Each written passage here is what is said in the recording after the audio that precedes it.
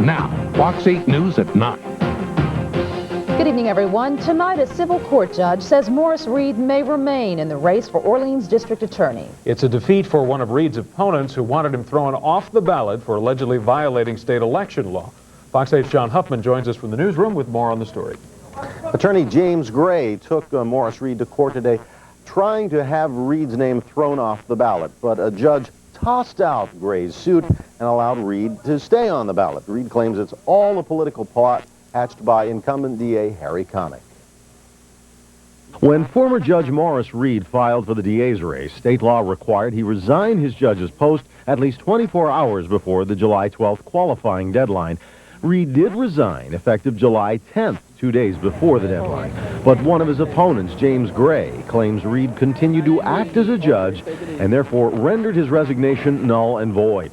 Gray presented documents in court today showing Reed phoned in release orders for 3 parish prison inmates the day after he quit. Gray admits it's only a technicality, but he says technicalities count in the race for DA. If the little mother who lives in the project has to abide by the law, no matter how technical, so do our public officials. And indeed, the public officials ought to be under a greater burden to abide by the law. But a civil court judge disagreed today, saying Reed was just tidying up unfinished business when he called in the release orders. Reed called today's court proceedings just an annoyance. Draw an analogy to a fly buzzing around your head. We just finished swatting the fly, and now we're preparing ourselves to deal with the ravenous wolves. And the most ravenous, he claims, is incumbent DA Harry Connick, who he says was behind today's aborted court action. I think that this entire affair has the fingerprints of Harry Connick all over it. It's unfortunate that the secondary opponent in this case allowed himself to be exploited and manipulated by Connick and his political forces. We tried to reach Connick tonight for his reaction to Reed's comments just heard, but he did not return our calls. John? All right, thanks, John. A family outing tonight has apparently ended in tragedy in St. John Parish. 4 people were on a boat that overturned in a swamp not far from the interstate, and so far, only one of the boaters has been rescued. Fox 8's David Bowser has more in a live report. David? That's right, Margaret. I wish we had better news. There's a very, very grim scene out here on the Reserve Canal extension. We've been out here since about 4:30. You see the canal behind me on Interstate 10. Now, all this started, a lot of people from neighboring parishes, La Plaza, St. Tammany, etc., are looking still tonight for these 3 people. Now, all this started when this afternoon, when these missing 3 people, their boat just flipped over. They said what happened when the boat got knocked over, he said Tara got on the boat. Tonight, a La Plaza family's worst nightmare comes true when a small fishing boat carrying 3 brothers and a cousin capsizes. And right now, only one of the brothers makes it to shore alive, thanks to a commuter traveling on Interstate 10. I was the last one to jump out of the boat before it, turned all the way over. When it turned all the way over, I climbed on top of it. But I looked that way and I looked that way. I figured it hadn't made it in. I don't know. I saw him on top of his boat, Fred Eagle, and stuff was floating on the water, so I just turned around, me and another guy, and came back down this way, and went down there to get him. Now, the search turns out to be a lot harder tonight as rescuers contend with alligators and other creatures lurking in this murky swamp. If I was gambling, I would say my chances would probably not too great. Wouldn't be too great at this time to survive. And they've been missing for quite some time now. It's been more than 3 or 4 hours at this particular time. And one diver we talked to describes the tough conditions. The depth's about 20, 25 feet, and you just can't see anything. You're having to feel by hand right now. But the family here still has hope. While patiently waiting for any signs of life, they all say the 2 brothers and the cousin fish here regularly and know the area very well. I got this strong feeling that they're going to find him. So I just, just praying. Yeah. I just got to be strong because I have 2 little girls, and I have to be strong for them. Whatever the outcome, I would have to be able to sit down and talk with them and let them know what happened, the outcome. Because I have 1 6 and 1 3. Now, the 3 missing people tonight have been identified as 1 Jason Warren, Stephen Warren, and Vincent Warren. Now, all these Warrens live on Bolson Street in La Plaza. Now, coming back out here live, there are no less still of 50 people who are abutted right up next to this canal waiting for any word about their loved ones. We've just received word that the dog rescue team from St. Tammany Parish has just arrived here on the scene to assist in this effort. But so far, there's just been no sign. If we get any word, if there's any sighting or either one way or the other, we will be here live to report it to you. For now, we are live here on Interstate 10 in St. John Parish. I'm David Bowser. Back to John and Margaret in the studio. All right, David. Well, new numbers out today show a drop in the New Orleans murder rate, but crime overall is rising. The NOPD says over the last 3 months, the number of murders was down 9% compared to last year. Also, police report a 45% drop in the number of rapes. But on the rise, simple robberies up 23%, armed robberies up 12%, and car thefts up 10%. When everything's added together, overall crime climbed 9% during the last 3 months. A confession from a family member in the death of a 14-year-old West Wego girl. Sheriff Harry Lee confirms that Crystal Champagne's step-cousin has admitted to raping and killing her last Friday night. Authorities say 22-year-old Damon Thibodeau was actually staying with Crystal's parents and helping family members search for the girl after she was reported missing. Sheriff Lee says Thibodeau wasn't a suspect at first because he had an alibi and he was helping in the search. But after he mentioned dreaming about the killing, investigators realized it was too much of a coincidence. He said that he had a dream several weeks ago that a black man had kidnapped the young girl, took her across the levee, punched her in the face, and raped and murdered her. And then later on went on, and later on as the homicide inspector started talking to her, he admitted that he was the one that hit her. He said, "Oh my God," he said, I did it. You know. Thibodeau is charged with aggravated rape and first-degree murder. He's being held without bond tonight. Jury selection will resume tomorrow in the case of a 17-year-old charged in a double murder. Although a juvenile at the time of the crime in 1994, Kiana Calloway is being tried as an adult and faces the death penalty. He's accused of trying to rob a man at a Harvey apartment complex, and when that failed, police say he opened fire on a group of people, killing 28-year-old Vernon Michelle and 20-year-old Danielle Negro, who was pregnant at the time. Police say the son of a civil court judge was killed for his wallet. 20-year-old Ryan Scholes, the son of Judge Ronald Scholes, was shot in the head last night at the corner of Olive and Pine. Neighbors say that intersection is a common spot for drug deals. So far, no one has come forward, and police have no suspects. In the meantime, people who were saddened by the deaths of 2 police officers killed on the job are trying to do what they can to make conditions safer. Many people have mailed in checks or called in enough pledges to buy the officers 50 bulletproof vests, though in all, 600 are needed. Chris McCormick, the officer killed Wednesday in the Faubourg-St. John neighborhood, was not wearing a bulletproof vest at the time. He will be buried tomorrow. Parents who try to avoid paying child support are once again being targeted by the Clinton administration. The president, who's blasted deadbeat dads on several recent occasions, did so again today during a speech in Denver. If you deliberately refuse to pay it, you can find your place posted in the post office. We'll track you down with computers. We'll track you down with law enforcement. We'll find you through the internet. The president wants to make it a felony in certain cases to withhold support payments to a child who lives in another state. Bob Dole's campaign says the president's effort comes a little late. A spokesman for Dole says 2 years ago, when the Democrats were in control of Congress, tough child support laws were already on the books, but party leaders didn't try very hard to push for enforcement. The president will make a brief stop in New Orleans this weekend. He's scheduled to deliver the keynote address at Sunday's National Convention of Disabled American Vets. The president will only be in town for a few hours before he returns to the White House. Off the Long Island coast today, divers found a large piece of the Flight 800 fuselage with several bodies inside. Meanwhile, family members held an emotional memorial service on a Long Island beach. Reporter Jeff Flock has the story. On the piece of land closest to the watery crash site of TWA 800, roses and pictures in the sand, each a memory of a life lost. Earlier, those that remain had come to this place on the beach to try and make some sense of that loss. As he placed the rose in the sand, it was the closest 11-year-old Scott Ortiz had been to the spot where his cousin Virginia was killed. What made you go down? I don't know. I just wanted to go. What were you thinking when you saw him do that? It's very, very hard, okay, to understand how the kids are taking it. At the beginning, I thought he was just kind of playing, but it probably was the way he was showing his emotion about her. Emotion pouring out during a waterside memorial for the family. A time to remember the faces of the 230 people who will never again come home to towns like Montoursville, Pennsylvania. Life is a notch or two simpler there. The high school, Montoursville High, is much, much more than a place where children are sent to learn. It is the center of the community. Athletic teams of navy and gold are followed more closely than Major League box scores. Class plays are treated like Broadway shows. And most of all, the children of Montoursville belong to all.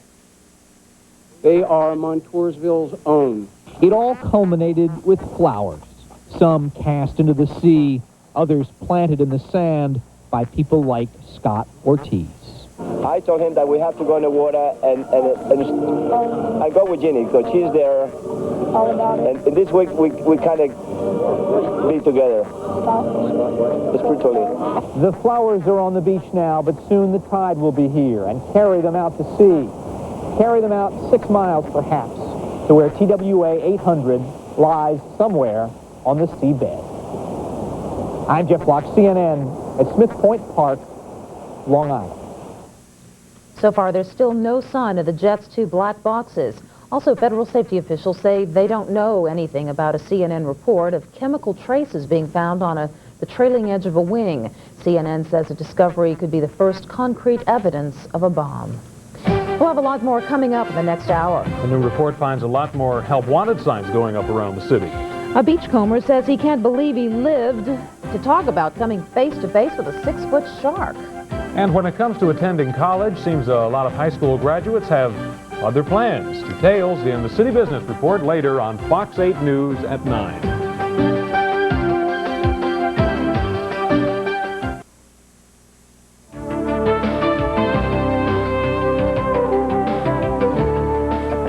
Maybe like 10 times before the last. Wasn't really aiming for it, but I hit it in the eye. When I hit it in the eye, it's when it opened its mouth and just slithered away. James Orlowski says persistence was the key when he fought back against the 6-foot shark that attacked him over the weekend. Happened near Cape Cod in water only knee-deep. Records show it's the first shark attack in that area in about 20 years. In other news, a revolution could be on the way for personal computers. Microsoft is reportedly about to release software designed to blend its Windows 95 operating system with the multimedia technology of the Internet's World Wide Web. Experts say that would be the most fundamental change to personal computers since they were invented. Free promotional software that outlines the details will be distributed later this summer. A change in rules at the New York Stock Exchange. Starting Monday, if the Dow Industrials fall 250 points, trading will be stopped for just 30 minutes, not a full hour. Today, traders seem to be in a cautious mood, and the Dow lost 36 points to close at 53.90. The University of New Orleans economic forecast is out, and it predicts modest growth. Looking back at the first quarter, the study finds that New Orleans was able to overcome the loss of the land-based casino and even produce a couple thousand jobs. What we had was an economy that replaced all of those 3,300 jobs that we lost either at the casino site or on the construction activity, and added an additional 2,000 jobs over the quarter. In the months ahead, UNO forecasts the greatest growth in healthcare services and business services. This is one of those that the Saints probably can't believe. That Alex Molden practices today, but not for long. I know. Good news, bad news. He re-injured a quadriceps muscle today in his first workout in lacrosse. Not the way to get things going after a week-long holdout. We'll go live to lacrosse for Molden's story coming up next in sports. I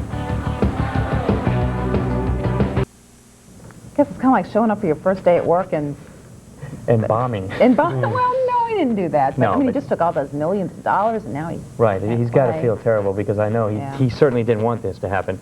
Last night, the Saints finally agreed to terms with top pick Alex Molden. Molden reported to camp, signed a $10 million contract, then hit the field for the first time this afternoon. And that's where all the good news stops. Molden suffered an injury on his first one-on-one drill of practice. For more, let's go live to La Crosse and join Fox 8's Jim Gallagher. Jim? Lionel, thanks a lot. It has truly been the best of times and the worst of times for Saints #1 pick Alex Molden in just the last 24 hours. And it really started all last night at the airport. Alex Molden arrived in La Crosse just before midnight last evening. The first-round pick had agreed to terms only hours before. While he was a week behind schedule, he said his daily workouts with All-Pro receiver Jerry Rice had prepared him for training camp. I know I'm in shape. There's no need to worry about that. I'm just ready to get into the playbook and get it going. Molden wasn't quite in the shape that he led us to believe. He had no problems in the early going working on special teams. But when he went over to the one-on-one drills, that's when he re-injured his quadriceps muscle.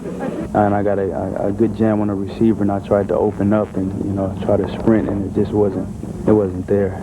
Molden had actually pulled the muscle 2 weeks ago working out with Jerry Rice in one-on-one drills. He then neglected to tell the team about the injury beforehand.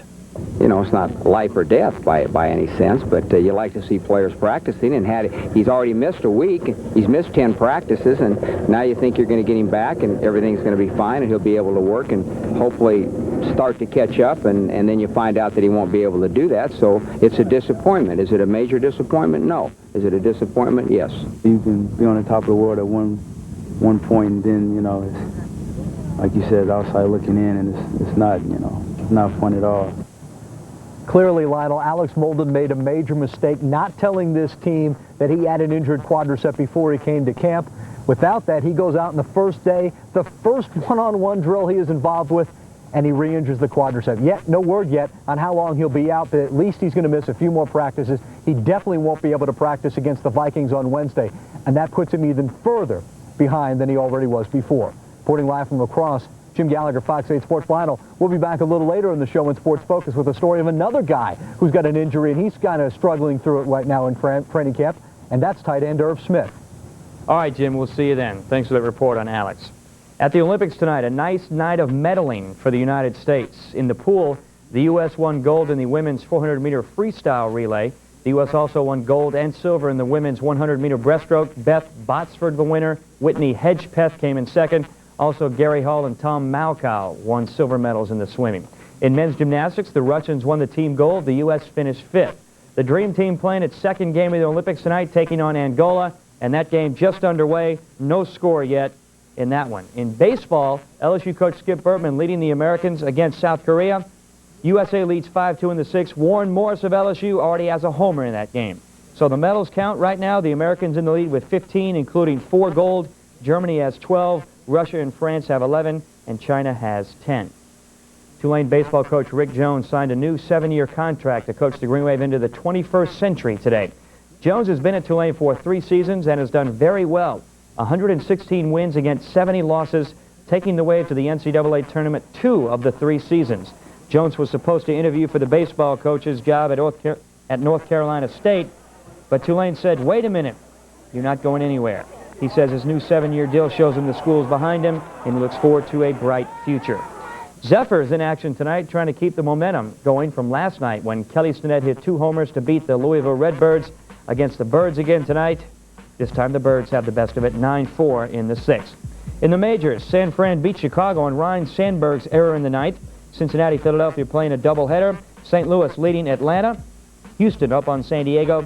Kansas City beat Boston. Texas leading the New York Yankees. Cleveland leading Toronto. White Sox leading the A's. And Minnesota up on Baltimore in the 6th. So Irv Smith, the subject of Sports Focus tonight later on. A lot of people looking to him with that tight end position kind of questionable. And he's going to be out for a couple more weeks, so that's hurting him as well. At least he's a veteran and it doesn't hurt him as much as Molden. All right.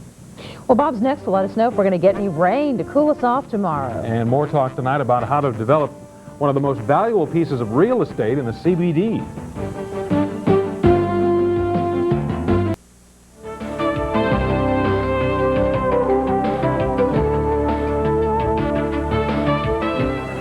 Bob Dole's finding out what it's like to enjoy a cross-country birthday celebration.